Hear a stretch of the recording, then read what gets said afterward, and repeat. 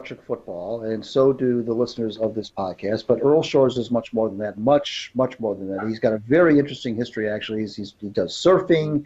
He writes books that are not about electric football, which we're going to talk about in a second. He's a big toy historian. There's a lot about Earl Shores that we don't necessarily touch on when we have him on this program, but we're going to try to do some of that today as he joins us for our 10th anniversary show. And Earl, thanks for being here.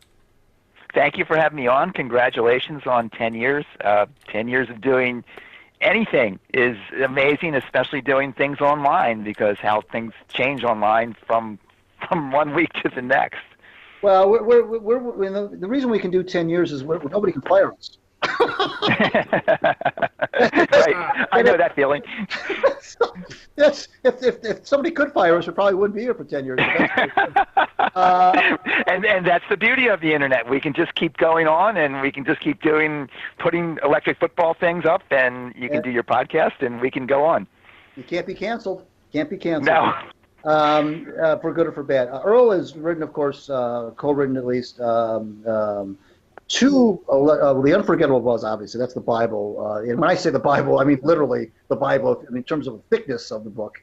If it's about this thick, if you're watching this on YouTube, if you're not watching on YouTube, I'm holding my fingers about 3 to 4 inches apart. That's how thick Unforgettable Buzz is. Very in-depth history of electric football. Then he came out with Full Color Electric Football, which is literally just that, a bunch of really cool full-color photos, close-ups of the molded players, close-ups of the games themselves, the fields themselves, the goalposts and the metal fields, and then he came out with a book that was about Sears toys catalogs. We were all kids, and we all marveled around Christmas time of all these cool things we wanted to get our parents to buy for us around Christmas time, and not just electric football, baseball games and pool billiards games and you name it, hockey games, the whole nine yards. Hockey games, yes. Yeah, and Earl wrote, they did that book, and now he's got yet another book out, or about to come out, I think. And Earl, why don't you talk about what you got cooking now? Yes, the book is called Playland, Greeting from Ocean City, Maryland. It came out this past Tuesday in paperback and ebook versions of all kinds, and it's about the summer I worked at an amusement park in Ocean City, Maryland.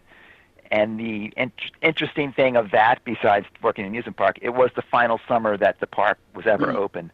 We didn't know that at the time, but that turned out to be. So it's been something that the experience was the best job I ever had. It wasn't necessarily the easiest job that people might think, but it stuck with me, and lots of things that happened during the summer stuck with me, not just incidents that I found amusing or were just something that was not something you experienced in regular life. And these experiences collected in my head, and I kept them, and I was able to finally put them all down on paper over the last couple of years with help from somebody who I shared time at the park with, who could confirm or say yes or no, Earl, you remember right. And it's out. It's 300 pages long. It's a good bit of chapters, but I think it's the best thing I've done, and it's the most fun thing that I've done, and pretty proud of it, and pretty proud of the feedback that I've gotten for it. That's on the back of the book from some people who do history for Ocean City, Maryland, and people who do amusement park history. The feedback from them has been very, very positive about the story that I've come up with. So thank you for letting me spiel that out there, Greg. No, I absolutely. Give us the title one more time, though. The title. Playland, Greetings from Ocean City, Maryland. Okay. So I'm trying to make it like a play on a postcard, like without a postcard from place to say, it has a title of the place and it says greetings from wherever the place is. So Playland was the amusement park. Playland was the name of the amusement park, and Greetings from Ocean City is just my try to word play on a postcard. Got it. And this book took you how long to write? 2 years. Mm-hmm. Yeah, and it's surprising how much research I tried to actually do. I mean, you think it is my story, and I wanted my memory to be right. I didn't want to write things out, and maybe somebody who'd worked at the park would come back and say, "Oh, that wasn't quite right." So it took more work than I thought it might, but I enjoyed every bit of it. Since this book, this particular book is obviously more autobiographical than the electric football books were, although obviously your passion for electric football showed through in those books. This sounds like a lot more autobiographical. How was that experience from an emotional standpoint? Obviously when you're writing about electric football, you're writing about a passion, but you're writing about a passion that a lot of people, and I mean a lot of people, share. Now you're writing about something that was very important to you personally. So what kind of a different mindset was there, or was there a different mindset in writing something like this versus about a topic that you know already that millions of people are going to relate to? That's a really good question, Greg. I appreciate you asking it. It was an emotional roller coaster to write it. It truly was. I was dipping. In addition to my time in the park, the particular resort, Ocean City, Maryland, I've gone to since. There are pictures of me on the beach at like 6 weeks old, and my family's gone there for generations. So by the time I arrived there as a 6-month-old, it was the fourth generation of my family to go there, and we had some very deep roots within the town. And back in the early 60s or late 50s, I mean, these were truly towns at the time. They were small towns. So my family knew a lot of the families down there, and I did reach back to some of my early experiences. Like, one of the big things to do was a bike ride on the boardwalk, or there was an arcade that was very special, or there was tackle shops that were very special, and there was a very special place that we stayed at with the family year after year after year, and that my family had stayed there since the late 20s with this same family. So to reach, and I'm trying not to bounce too much, but that house where all that has taken place was eventually ripped down in 2014. So that sort of spurred me to write the book. I pulled up to the street where that house had been, and there was an empty space. And it's hard to describe the emotion that I felt to see that, but at that point, I knew I had to write the book. The book had been in my head for years. Even before I became a writer, the idea of writing about this summer was very important to me. And as soon as I saw the empty lot, it's like, this is a book I have to write. So I love your question, Greg. Thank you. It was very emotional. It was quite different than writing an electric football book. There are chapters where I dive deeply into, obviously my dad was very important to me, and he taught me how to fish and all that, and he's been gone since 85. So to dive back into that and to sort of rekindle my relationship with him on the page, there were times when it was hard, and there were times when, at the end of the day, the day was very rewarding because it felt like there were things in me that I wanted to get out onto paper, emotionally relating to other things, even within Ocean City, because Ocean City is very close to me. So I appreciate your question, Greg. Yeah, it was different. It was completely different to do this. It really was. And you also have written a book, or at least one book, about surfing, have you not? Yes, I have. It's called Surf Lessons, Stories of an Eastern Surfer, and there is a good bit of surfing within the new book. There are chapters where I'm referencing a day on the beach or a day in the water, and within the Surf Lessons book, which I believe I sent you a copy, there's it's a set of surf stories, and one of the stories is my wife was 7 months pregnant with my son, but I drug her out to South Haven, Michigan from Washington, D.C., and I surfed at South Haven, Michigan. Wow, that's, I don't necessarily ever associate surfing with South Haven, Michigan. It was cool. It was so different, and it was strange in a really cool way. And I was out there by myself, and then somebody else came out to surf, and he walked up and shook my hand and introduced himself. It's like, that does not happen on the East Coast. It's like usually you just eye each other up for, is he going to take my space in the water? And I got welcomed, and even there was a TV crew that showed up. It was quite the day. We're talking with Earl Shores, author and friend of the Knee Jerks. You're listening to the Knee Jerks 10-year anniversary show. I'm Greg Ito from WordPress Out of Bounds blog, and Big Al Beaton is here, of course, with us. And Al, what you got for Earl Shores? Well, going back to Playland, obviously this is your most personal book. Were there things doing your research and in the writing of this book that did things come up that you had forgotten? Were there things that you didn't know and have discovered? And did that kind of change your view on the time you spent there when you were much younger? That's a really good question. Thank you. That's a great question. I did. One of the things is within my head is like I always knew I worked there the last summer, the final summer, Mm-hmm. and my thinking on that was I had a roommate who actually stayed to the end of that summer, and he never got his bonus, and then he went back to the beach the next summer and figured he was going to work there, and the park never reopened. Mm. So. But then it got sort of fuzzy where there were some people in Ocean City who said the park closed in '81, and finally Mm-hmm. there's the National Amusement Park Historical Association, and I was able to contact them, and their historian confirmed to me the park closed in 1980, that according to their records, and he had taken their records, that they had closed in 1980. So just things like that, and there's nothing changed my looking back at it. It was, I mean, I got to run like maybe 10 of the rides in the park, Mm-hmm. and each one was different. Part of the dilemma within my story is that I got stuck running the go-karts for a long time, and Mm-hmm. supposedly I got stuck there because I was good at it. But the go-karts back in the day, I mean, they're the only thing where you put the riders in and they have control of the. Mm-hmm. they get the run of the place. So it was a tough ride to run. It was a really tough ride to run. You know what? It's funny because in 1980, I was sitting here thinking, Al and I are both Michiganders, and Al, that was right around the same time that Earl, you may not know, maybe you found this out in your research of amusement parks, I don't know, but we used to have two outdoor amusement parks. When I say, well, they're all outdoor, but I mean, they were by water here in Michigan in the Detroit area. One of them was Boblo Island, which was an island off of Detroit. And the other one was called Edgewater Park, which was actually located in the city, within the city limits.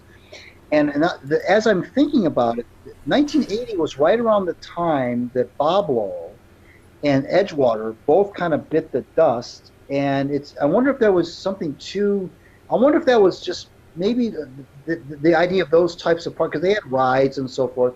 I'm wondering if those kinds of parks, now at Boblo, you had to actually get on a boat and leave Detroit port and go out to it because it was an island. So there was a little bit more, you couldn't just drive there. You had to park in Detroit and then take a boat out there and then take a boat back. But Edgewater was, like I say, within the city limits. You could literally drive there and park. I wonder did you find that around that time? I know that there was a recession going on in 1980, and the car industry kind of went down the toilet, and obviously that hit Detroit really hard. Was that a time where those kind of parks just kind of fizzled out, or was that just a coincidence? That's fascinating you bring that up, because within some of my research and with the National Amusement Park Historic Association, I need to give them credit because they sent me like 10 pages of material from amusement park business journals that were around at the time. Mm-hmm. And what it was saying, they were interviewing the manager of Playland in the spring of 1980. I mean, obviously, I didn't see this article until the past year. And they were talking about 1979 had been a tough year because of the oil crisis and the recession. And there was a gas shortage. I was at Ocean City working at a different place in 1979, and they were on the alternate license plate number to get gas.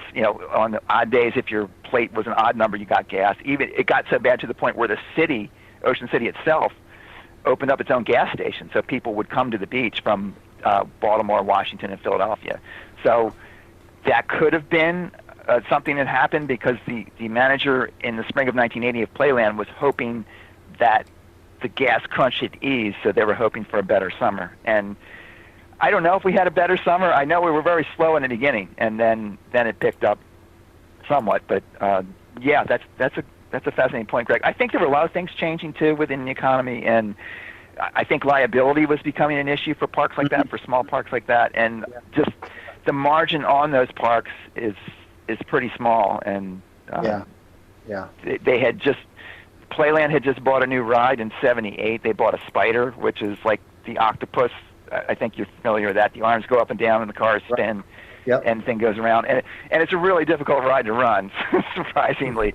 But they had just bought one of those, and what happened was the amusement park historian was able to show me pictures of where the rides from Playland ended up in different places. There was a small park in Ohio that tried to open, and they had 3 of Playland's rides in 1981. So I think their margins were really small. Yeah. Well, Earl, we're gonna wrap things up. We're so glad you were able to be with us and help us celebrate our 10th anniversary. It's because of folks like you that we that kind of helped make this show so interesting, and it gave us people like you gave us a chance, Al and I, to talk. So people could not hear our voices all the time, to hear other interesting voices of people who are doing things in the world of sports. And you've been such a good friend of the show, and always gracious, and always willing to come on whenever you've been able to. And it's been a really good professional partnership, but also good personal relationship we've had, and we want to continue that, of course. Me too, Greg. And Al, I can't say anything. Yeah, you guys have been fantastic. You've been great friends of Electric Football, and letting me come on and spiel about things that don't have anything to do really with sports. It's like, thanks. I hope I didn't waste your time talking about amusement parks. And one more thing, where can we get the book? Where can it be found for sale and download? Yeah, it's on Amazon and it's on Barnes & Noble, and this time, obviously it's on Kindle too, but it's available. As opposed to the other books we've done, it is available through Nook and Apple Books, and I forget who else the online people are. And to be honest, the Apple Books and the Nook versions, I think they look better than the Kindle versions if you're doing it online. But so that's where it is: Amazon and Barnes & Noble, and any online bookseller, major bookseller, it should be available through them.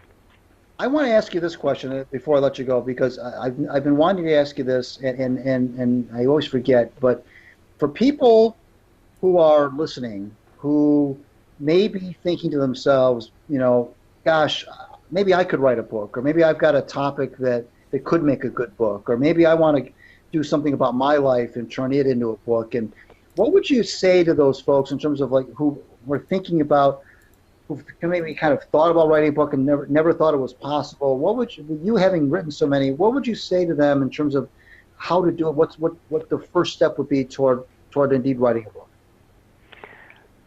Obviously committing to sitting down and starting and finishing. But from that point, there are ways to get your work out there these days.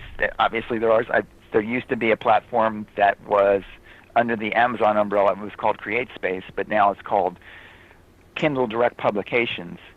And you can get your work published through there with no cost. It's as long as you have the files in the proper formatting, and they even will take Word document files, and you can submit the Word document files, and they'll turn it into a printable file that they will print.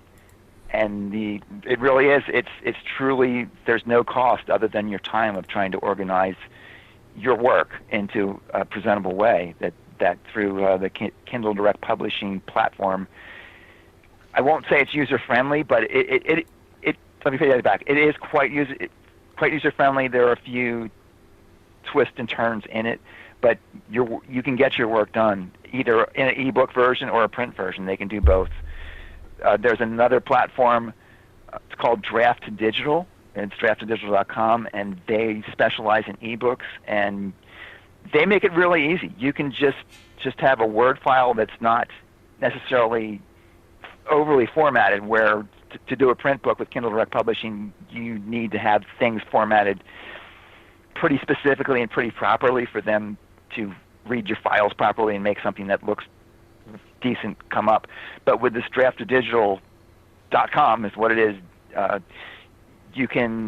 Their requirements aren't quite as stringent, and you can make a very nice looking ebook through their platform surprisingly easily.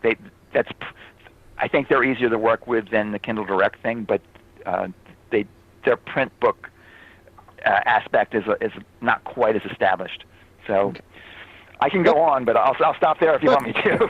Good. Those are two good ones. But no, you can get your work out there, and surprisingly, without spending anything more than your time and effort to do it, without having to pay somebody to get your work into the world of print.